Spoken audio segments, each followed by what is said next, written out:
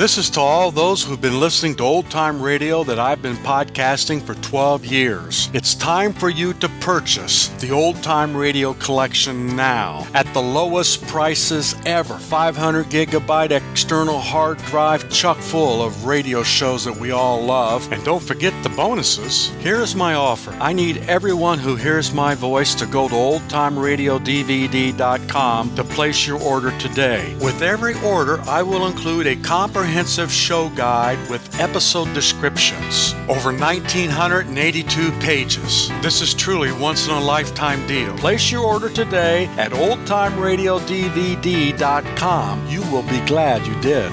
When some men are sick, they just want to crawl into a corner and be left alone.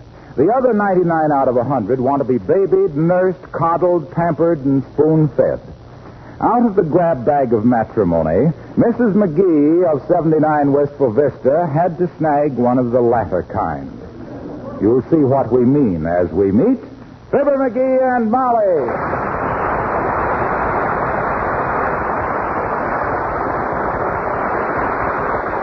Oh, imagine me being took sick like this when there's so many things to be done, like taking down the screens. Now, don't you worry about the screen, sweetheart. They'll wait until you get well. Yeah, but maybe this is a lingering illness. Maybe better hire somebody else to take them down. Nonsense. I won't have anybody clattering around here while you're not well. Glass of water, Pat? No, thanks. Light me a cigar, will you? I ain't got the strength to strike a match. No cigars. Not if I have to light them. It'd be silly for both of us to be sick. Besides, Dr. Gamble is on his way over, and he'd be very annoyed if he found you smoking a cigar. I'll stick it under the pillow when he comes. You haven't enough fever to account for all the smoke. No, I hardly think Oh, that must be the doctor now, Molly. You better start boiling some water. What for? Oh, I don't know. That's the first thing the doctor always asks for. Hot water and clean towels. You always got to have hot water. Oh, dear. Come in.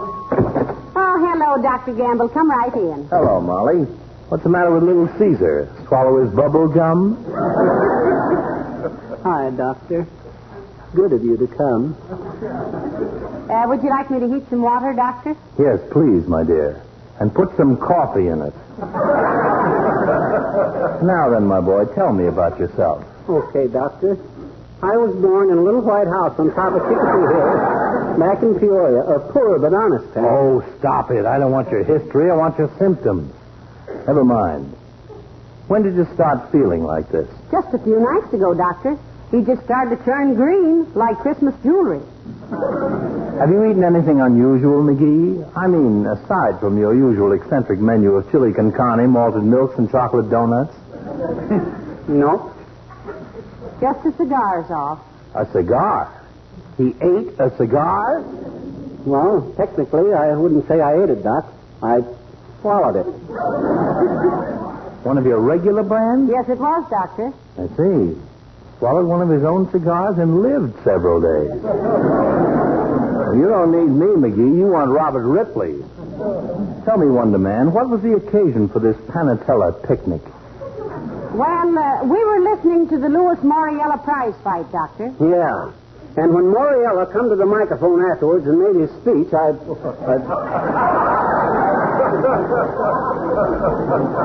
Well, I gulped my butt.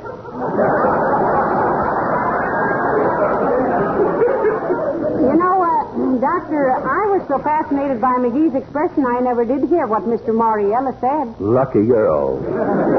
I am happy to report, my boy, that you have the healthy pulse of a brewery horse. But I don't like your color. Well, if you don't like it now, you should have seen it the night he swallowed the cigar. He was about the color of a bookkeeper's eyeshade. I'd like to have seen that. Here, these will fix you up. Ooh, pills. What are they, Doctor? These, my dear, are placebos. I give them to very few people, then only in unusual circumstances. What did you say they were, Doc? Placebos. Take one every half hour with water or milk. Every half hour, mind you. On the dot. Yeah. Not every 29 minutes or 32 minutes, but on the half hour. Understand? I'll see to it, Doctor. I'll set the alarm clock here. Fine. Call me if he should develop any strange complications. such as wanting to get up and do some work. I'll be at the hospital in the operating room. Oh, in the operating room. You got a serious case in hand, Doc? No, but with the meat shortage, it's the only carving I have a chance to do these days. Come on now.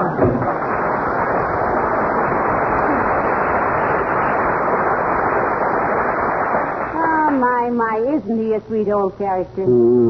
Here, I'll set this alarm clock for you, and as soon as it rings, you can start taking your pills. Hey, I better take one right now. They look good. Give me the clock. I'll set it for right now. Well, here, but I don't see what... Give me the pill, quick. That's water. Well, I'll set it for another half hour. Is there anything else you want, dearie? Yes. What? Light me a cigar.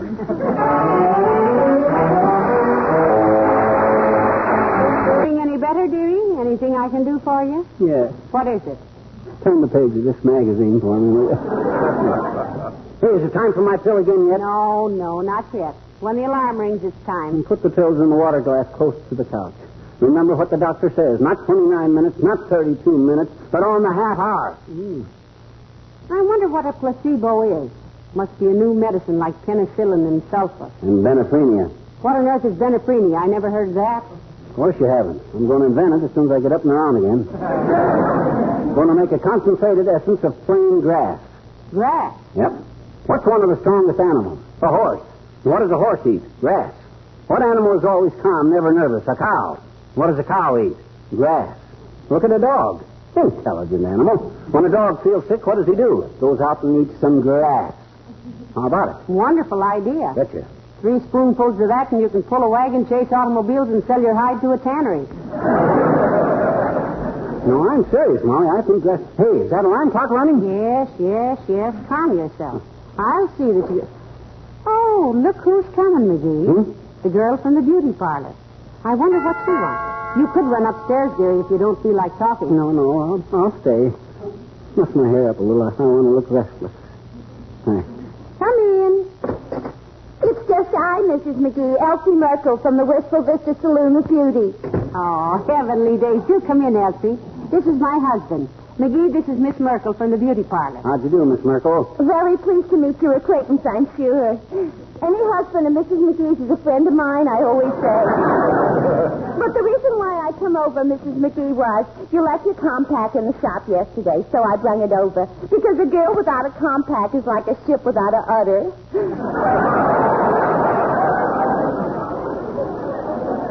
I think you mean rudder, Elsie. Not necessarily. I was on a cattle boat. Never mind.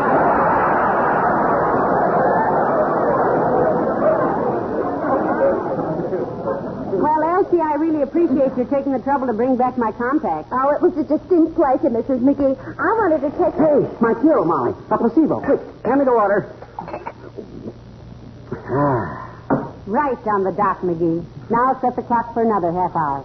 Gee, does a minute make so much difference taking a pill, Mr. McGee? It does in my case, sis. The doctor says not 29 minutes after or 32 minutes after, but every half hour on the button. When you're taking placebos, you don't monkey around. Our doctor says he doesn't prescribe them very often, Elsie. I'm a special case. I'll probably be wrote up in the medical journals. Like that woman in Arkansas who had 4 children and a fox terrier. He had 4 children and a fox terrier that used to sit by their cribs and rock them with his paw. You gotta go now, sis. Yes, thank you. My next client for a hen of rinse is Miss Beefy Tremaine, and I and her always have so much to talk about. Like, for instance, what Gloria Gottlock did when the fellow she married turned out to be a snuggler. Heavenly days, a smuggler?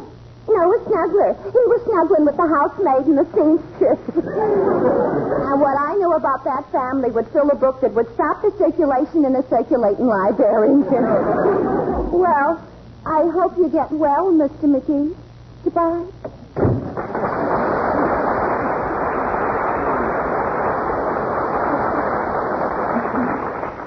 She hopes I get well.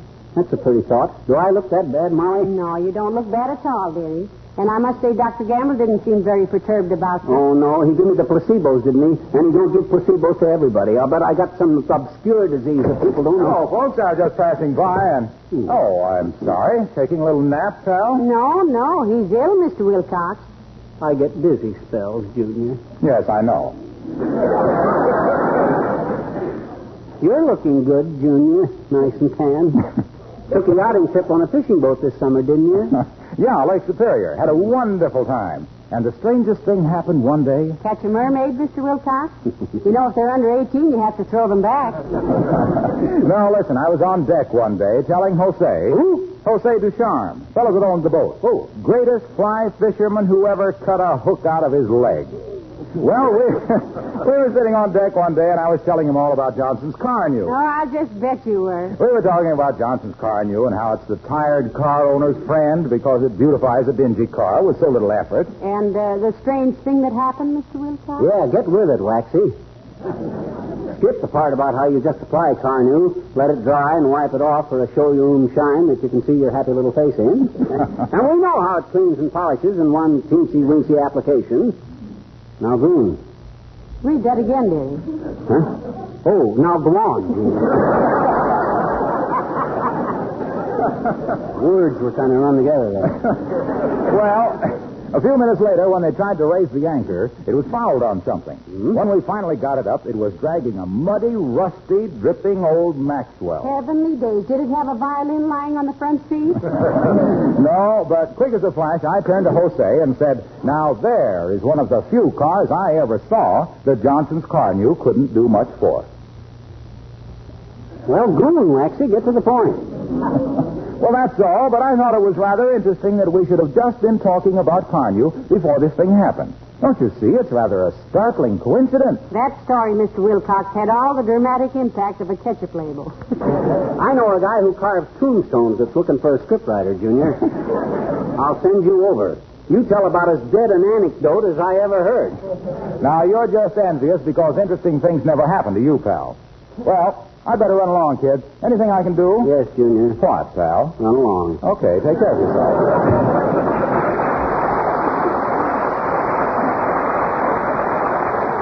That guy can be duller than a dime store chisel. Hey, don't go away. Where are you going? I simply must go upstairs, dearie, and start the laundry. If you want anything, just pound on the wall or something. And if that alarm clock goes off, take the placebo quickly. Okay, but don't be going long. I might have an eclipse. The word is relapse, sweetheart. An eclipse is a term used in astronomy. And you don't have a heavenly body.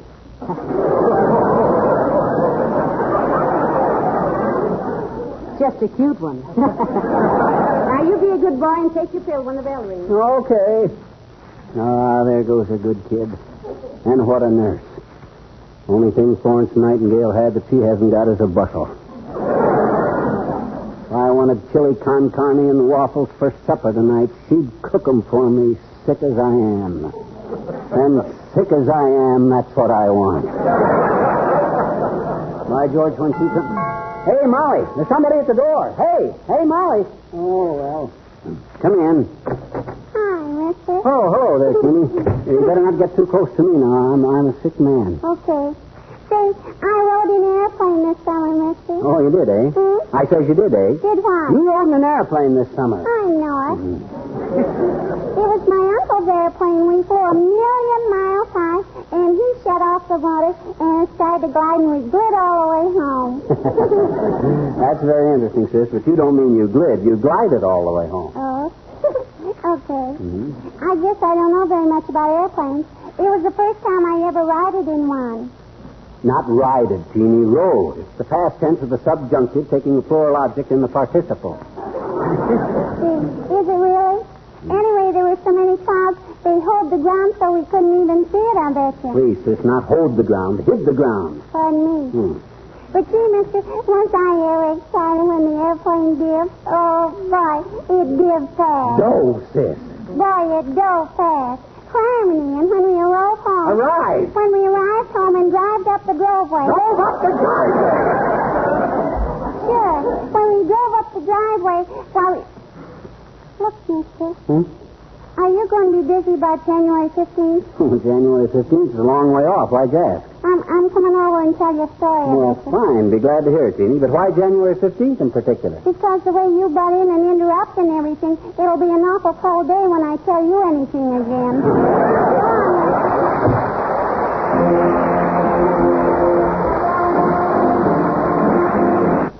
Feeling all right, McGee? Are the Prescribes helping any? My gosh, they're marvelous, Molly. Where Dr. Gamble digs up these mysterious drugs, I'll never know. No, you won't either. I was going to ask him, but you never get any real information out of doctors. No, nurses either. You ask a nurse what your temperature is, she gives you that toothy smile and says, "Well, shall we have our sponge bath now?" That always embarrasses me. Shall we have our bath now? Sounds like the municipal plunge. Well, you need anything? No, thanks. Just be sure the alarm clock is running. Don't want to miss my next pill time. Doc emphasized that I should always take it. Come in. Well, for goodness sake, look. Hello there, daughter. Hi, Johnny. Hi, old-timer. Matter with you? Got the pip? I don't know what I got exactly, old-timer. Just sick, that's all.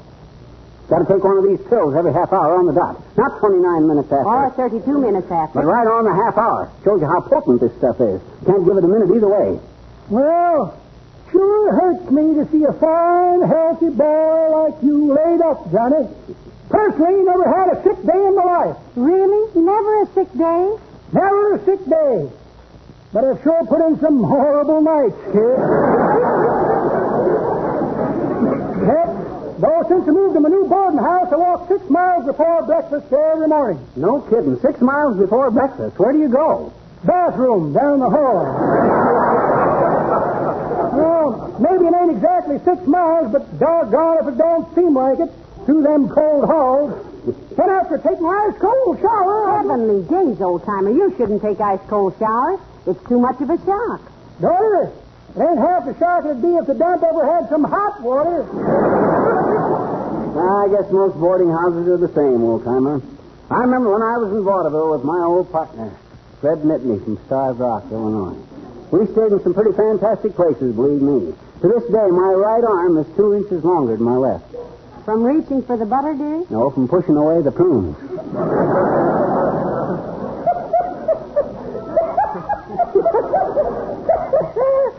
Pretty good, Johnny, but that ain't the way I heard it. The way I heard it, one feller says, telephone says, think President Truman is going to run for re-election? Sure, says telephone. Friend of mine in Washington just been called in for a conference. That's so, says first feller. Politician? No, says telephone. Piano tuner. Let's get there. I was supposed to be 2 fellas. I said, be good to yourself there, Johnny. Go on.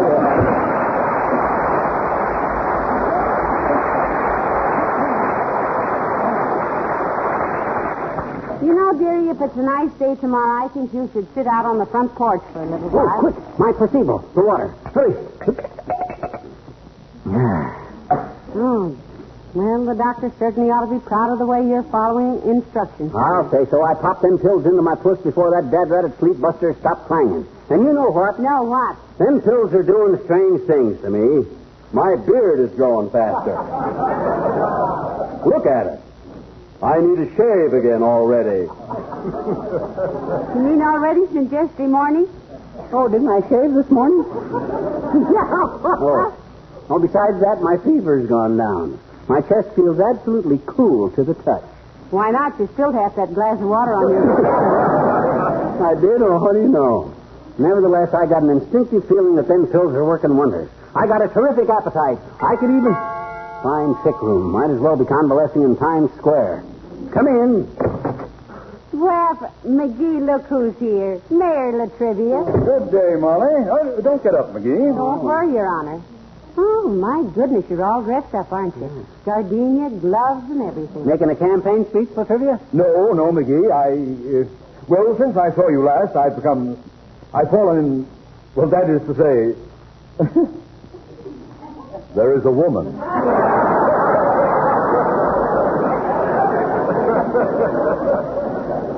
Well, spray me with DDT. I'm crawling with curiosity.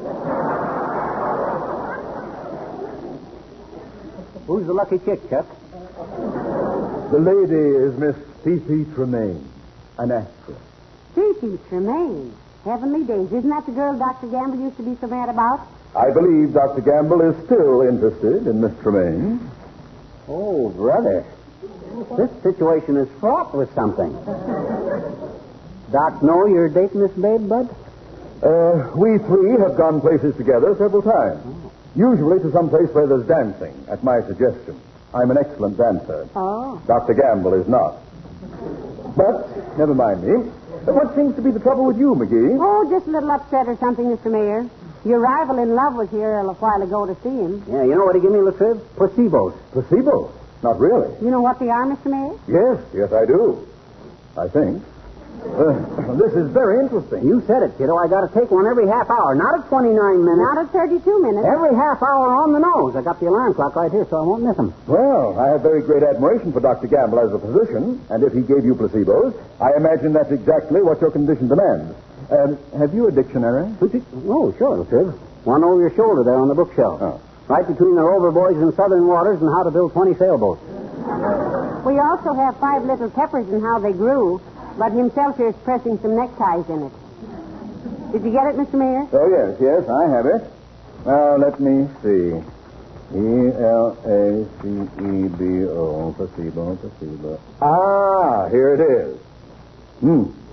Just as I thought. What is it, Mr. Mayor? Yeah, tell me, Latriv. My gosh. It may be something I'm paying $100 a gram for. What is it? What's it say? It says placebo. Yeah? A mixture or pill of no medicinal value given to satisfy a patient's whims. Whim? Oh, my gosh. You hear that, Molly? I got the whim. Oh, I'll gamble again. Quarantine the house. I got the whim.